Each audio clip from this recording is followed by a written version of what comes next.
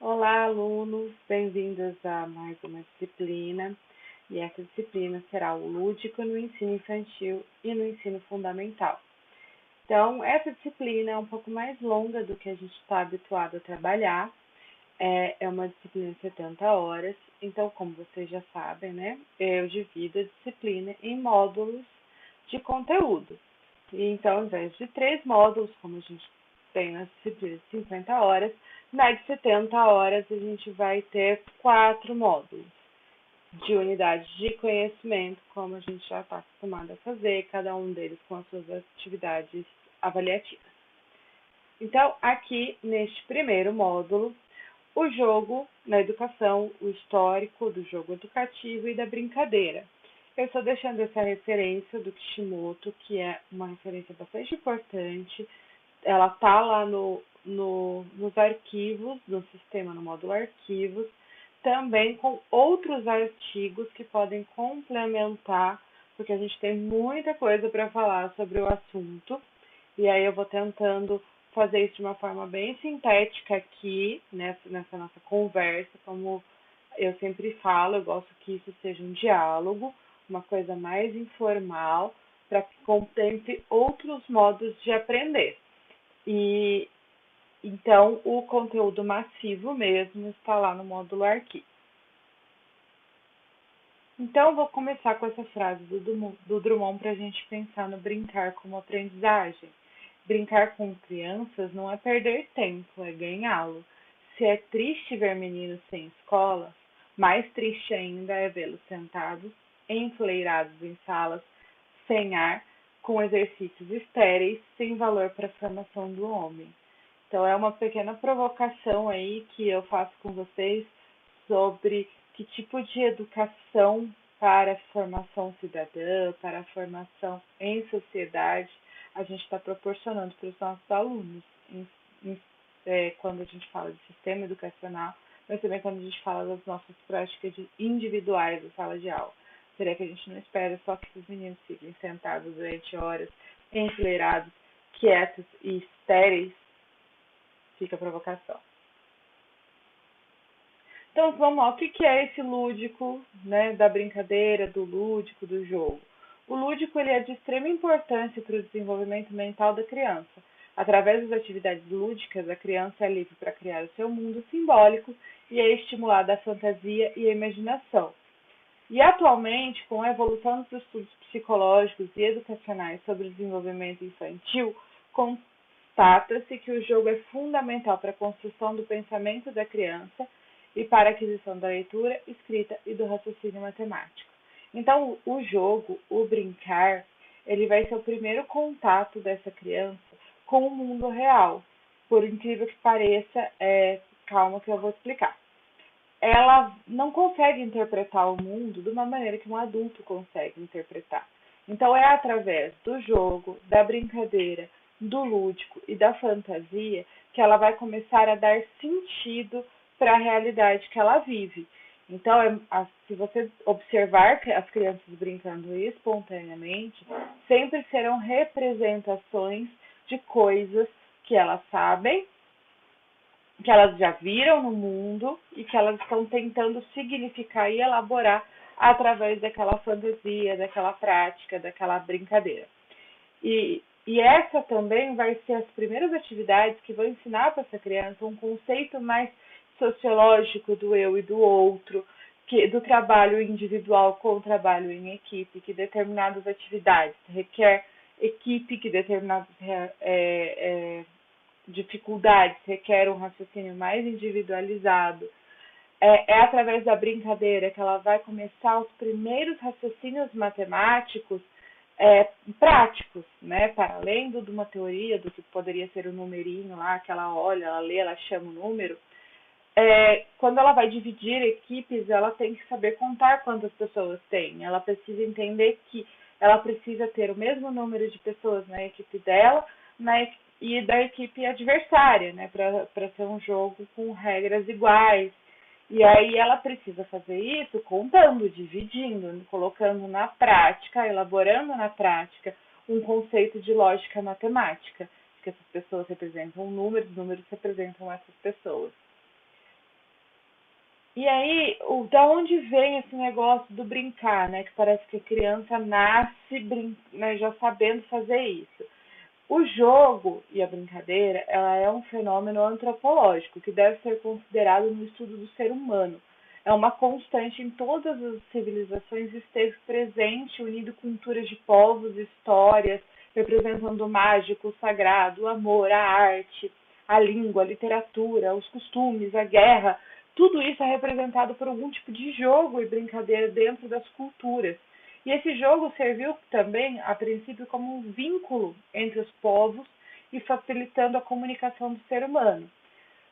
O que eu estou tentando dizer com tudo isso? Quando se estabelece uma brincadeira, quando se estabelece um jogo para as crianças, e aí, desde uma idade, assim, educação infantil, que é o que a gente está falando, e ensino fundamental, essa brincadeira, ela tem a função de fazer com que essa criança organize um conjunto de pessoas, né? Ou esse conjunto de pessoas, de pequenas pessoinhas, de crianças, se organizem enquanto comunidade, porque elas têm um objetivo em comum, que é brincar, né? Que é o jogo. E aí ele precisa criar as suas regras ali dentro daquela brincadeira, o que pode, o que não pode, qual é a regra.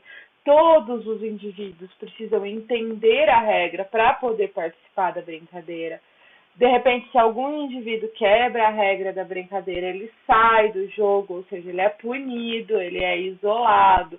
Isso tudo é uma representação social de como a nossa sociedade se organiza, um conjunto de pessoas que decidem quais são as leis e as regras permitidas naquela comunidade e o que acontece caso você quebre uma das regras.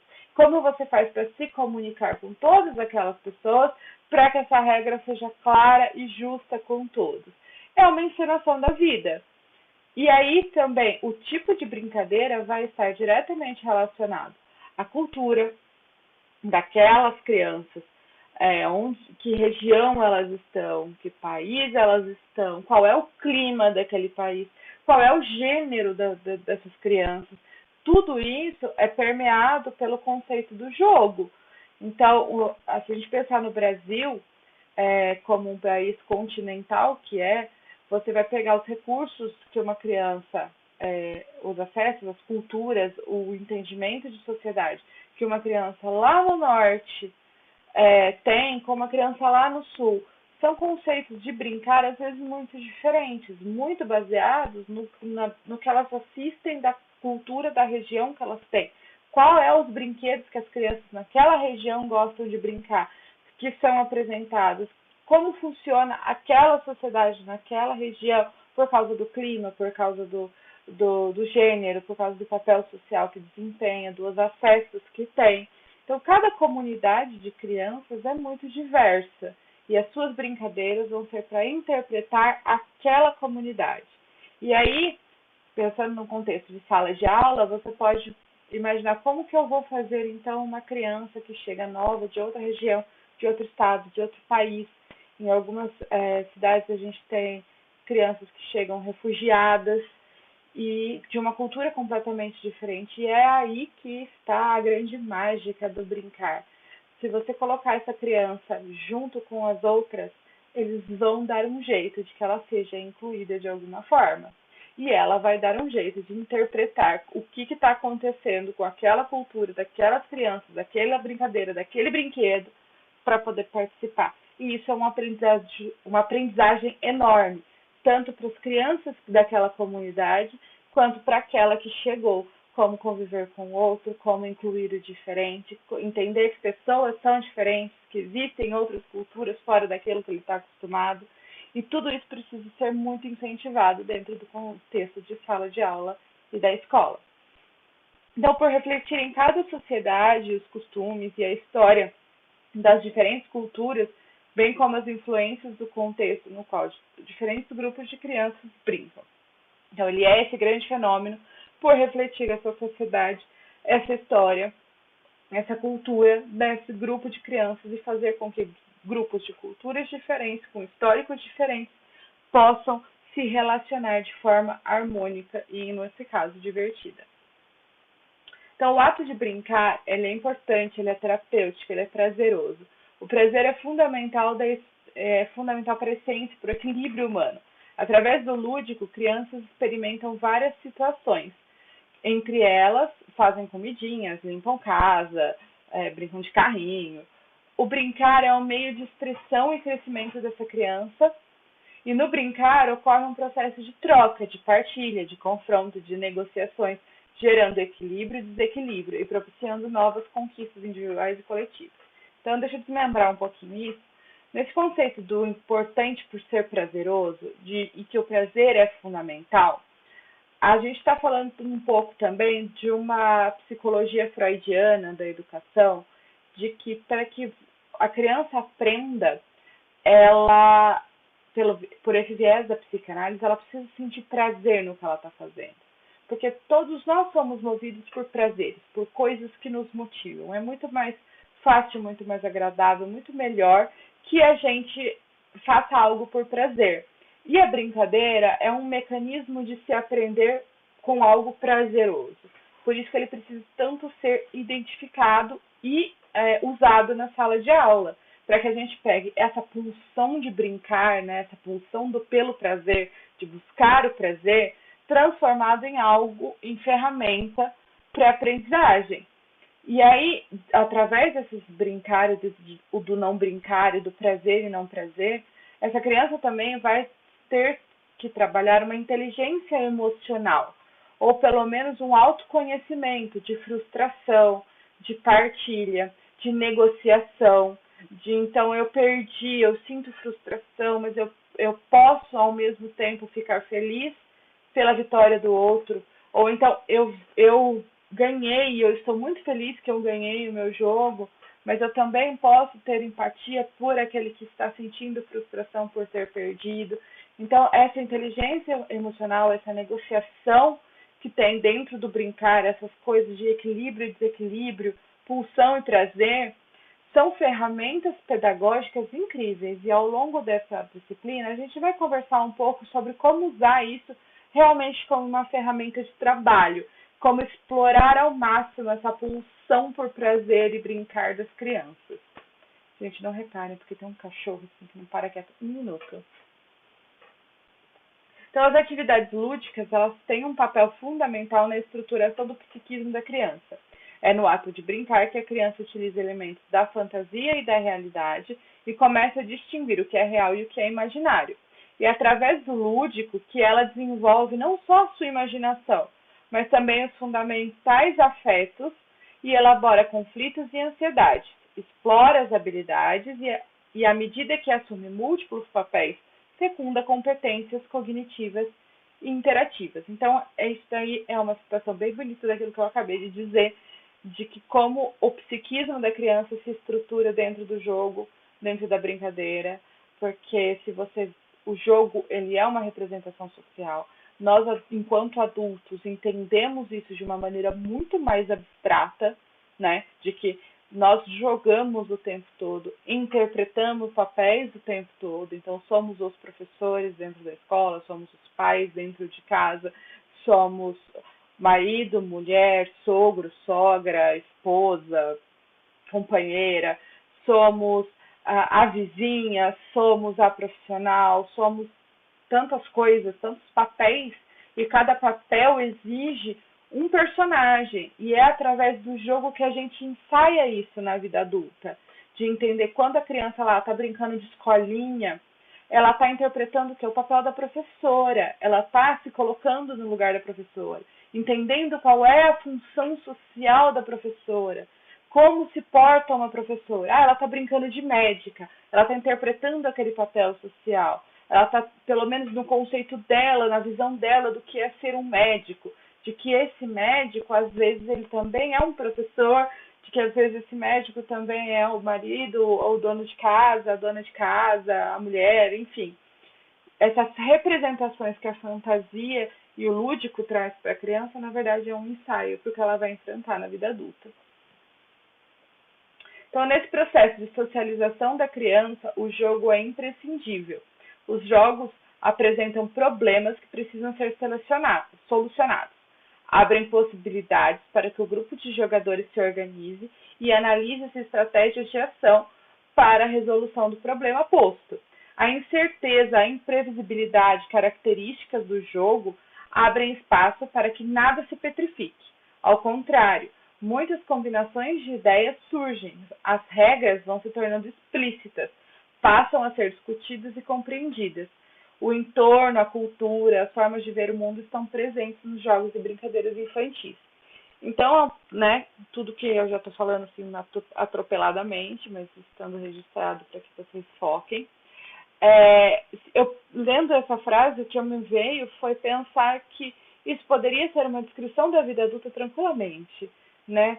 Que se você pensar num trabalho de equipe, você é professor lá na escola, vocês têm problemas que precisam ser selecionados. O grupo de jogadores se organiza e analisa as estratégias de ação para resolver o problema. É o que a gente faz o tempo todo na nossa vida profissional. É o que a gente faz nos problemas dentro de casa, né? A gente senta com a família e discute, olha, temos um problema, como que a gente resolve? Ah, fulano faça isso, fulano faça aquilo, o outro fulano faça aquele outro. Aí surgem umas imprevisibilidades, umas incertezas, isso gera frustração, isso faz com que a gente tenha que mudar o que a gente tinha pensado, surgir novas regras, surgir novas ideias. Isso tudo a gente ensaiou jogando, brincando, quando criança, para que a gente estivesse pronto para que essas situações hoje sejam vistas como normal, esse tipo de socialização, de barganha, né? Então, essa parte lúdica do processo de socialização da criança, ela é imprescindível para que ela se torne um adulto mentalmente saudável e capacitado para trabalhar em grupo, para conviver com as pessoas, para buscar estratégias de soluções para os problemas que vão se apresentar. Então, como que a gente pega tudo isso que eu acabei de falar e coloca dentro da sala de aula? Na educação infantil, principalmente, você tem isso muito mais evidente, as crianças aprendem de formas diferentes. Na educação infantil, é ver, pegar e ouvir, necessariamente nessa ordem. Ela vê algo, ela precisa pegar na mão, aquilo precisa ser concreto para ela, e aí ela vai ouvir o que é aquilo, como que aquilo funciona, por que aquilo está posto daquela maneira e não de outra. Isso no ensino infantil. Por isso que a organização da sala de aula ela é super importante no processo de ensino-aprendizagem através do jogo na educação infantil. Cantinhos de leitura, cantinho da brincadeira, contação de história, porque é o lugar que ela vai ver concretamente, ela vai pegar, ela vai interagir com o ambiente e ela vai ouvir a professora, né, guiando a brincadeira ou pelo menos mediando essa brincadeira de uma forma que ela se torne educativa no contexto escolar de educação. Então, as séries iniciais, elas devem ter esses conteúdos trabalhados e relacionados à identidade e autonomia. Então, quem sou eu neste contexto de sala de aula? Eu sou uma aluna, eu sou responsável pelo meu caderno, eu tenho aquele brinquedo, eu gosto de leitura, eu não gosto de leitura, eu prefiro brincar com os números, eu gosto do carrinho. Ela vai entender quem ela é, a identidade dela ali, mesmo que muito superficialmente, e ela vai ter autonomia de começar a se desenvolver sozinha no contexto da brincadeira, tá? No ensino fundamental, e aqui eu faço um recorde muito mais próximo do ciclo 1, que é onde você tem mais presente esse tipo de coisa, porque você tem um pedagogo, né, um professor na classe, que é um professor que fica com eles o tempo todo, então a classe é fixa, você começa a se organizar de uma outra forma, você ter essa movimentação, porque ela precisa ver e ouvir e depois colocar no concreto. Então ela inverte aí um pouquinho esse processo de aprendizagem através da brincadeira. Então, você vê primeiro o que é apresentado, a situação, você ouve a explicação do que é aquilo, como vai ser, como vai funcionar, quais são as regras, e depois você coloca no concreto. Eu acho que nesse momento a gente pode pensar até mesmo na estrutura física e a arquitetura da sala de aula. Então lembra lá da provocação do Drummond, das carteirinhas enfileiradas? Você ter uma sala de aula de ciclo 1 de educação infantil, que ela seja móvel, você arrasta as cadeiras, você põe as cadeiras quando você precisa, você tira as mesas, você coloca em grupo, coloca junto, né, faz grupinhos. essa mobilidade na sala de aula é fundamental para essa aprendizagem lúdica, para que você, dependendo do tipo de brincadeira ou de jogo proposto no processo de aprendizagem, você tenha essa mobilidade dentro e fora também na sala de aula. E aí, no recorte do ciclo 2, é muito importante que a gente continue mantendo esses momentos, apesar de quando quando eles chegam no ciclo 2, ser crianças maiores, que conseguem ficar mais tempo sentadas, né, com pensamentos abstratos, fazendo determinadas atividades, elas ainda são crianças. E elas ainda precisam brincar. São outros tipos de brincadeiras, são outros tipos de jogos, mas ela precisa ter, inclusive dentro da escola, garantido que ela vai conseguir fazer isso. As experiências para esse fim devem ser voltadas a brincar, a arte, o movimento e a linguagem oral. Então, você consegue traçar planos de aulas baseados em brincar. A própria BNCC tem várias unidades curriculares, né, e estruturas que permitem um planejamento voltado para o brincar e para a arte e para o movimento e para a linguagem. Então, as atividades lúdicas são muito mais do que sentar com as crianças e realizar atividades com brinquedo. Todas as atividades realizadas que mexam fisicamente e mentalmente são consideradas lúdicas. Se brincar faz parte da infância e é promotor de desenvolvimento e da aprendizagem, então as brincadeiras e os jogos e os brinquedos são ferramentas indispensáveis para o professor. Então, a síntese disso tudo que a gente falou agora é isso. A brincadeira é uma atividade lúdica. A criança aprende brincando, né? Isso não depende que a gente sente com as crianças e largue elas também brincando sozinhas, porque algumas coisas precisam ser direcionadas ou mediadas. Então, vai além de você proporcionar o tempo e o espaço do brincar, mas também guiar e direcionar a aprendizagem de acordo com o que você está propondo para aquela brincadeira. Todas as atividades que mexam com a criança.